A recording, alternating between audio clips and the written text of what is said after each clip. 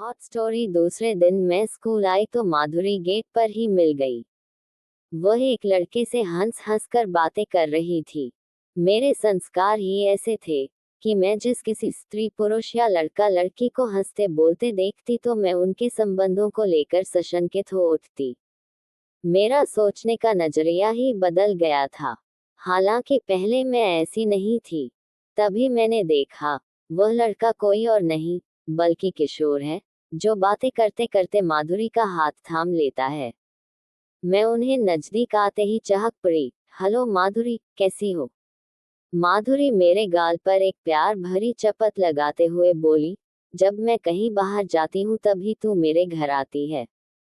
ये किशोर है, मेरा बेस्ट फ्रेंड। माधुरी ने किशारे की ओर इशारा करते हुए कहा तो मैं हंसने लगी। क्या किशोर को मैं नहीं जानती कि तू परिचय करवा रही है?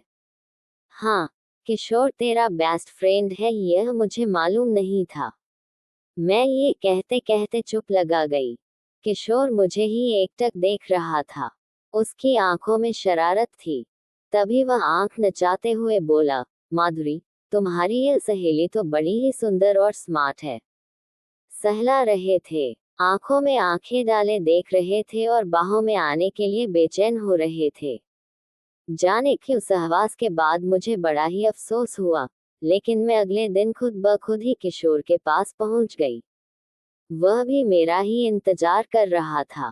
इस तरह मैं रोज ही इसे न दोहराने का संकल्प लेती हूँ और दूसरे दिन स्वतः ही किशोर के साथ बाग की ओर बढ़ जाती हूँ। यह मर्दानी बाहों के स्पर्श का ही जादू है, जो चाहकर भी मैं या किशोर स्वयं को रोक नहीं पाते हैं।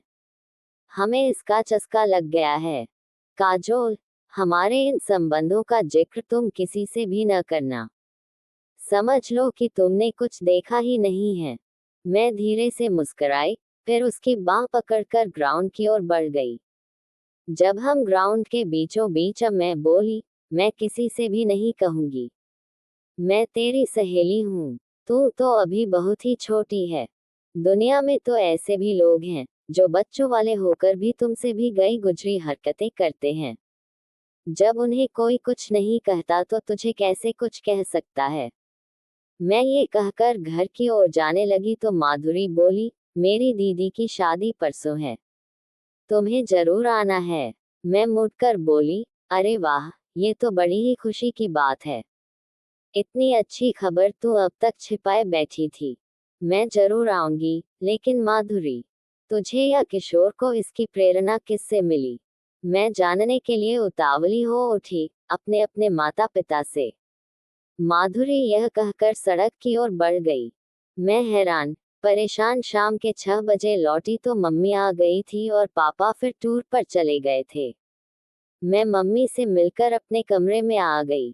मम्मी कहीं जाने की तैयारी में थी। उसने मेरे कमरे में आकर बोली, फ्रिज में खाना रखा हुआ है, जब भूख लगे तो निकाल कर खा लेना। और हाँ, मेरा इंतजार न करना। ये कहकर मम्मी चली गई। मैंने उससे ये भी नहीं पूछा कि वह पूरी रात अकेली कहाँ रहेगी, क्योंकि मुझे पता था कि वह पूरी रात वेदांत अंकल के यहाँ रहेगी। वह वेदांत अंकल से अपने संबंधों को मुझ पर जाहिर नहीं होने देना चाहती थी, जबकि मुझे सब कुछ पता था। मैं मम्मी के जाते ही विचारों में खो गई। बाहों का स्पर्श क्या इतना आनंददायक होता है कि उसके बिना माधुरी जी नहीं सकती है। मम्मी मुझे अकेली छोड़कर वेदांत अंकल की बाहों के स्पर्श का मजा लूटने चली गई। रवीना पापा के बिना नहीं रह पाती। क्या आइसक्रीम और बर्फी से ज्यादा स्वाद साथ साथ सोने में होता है?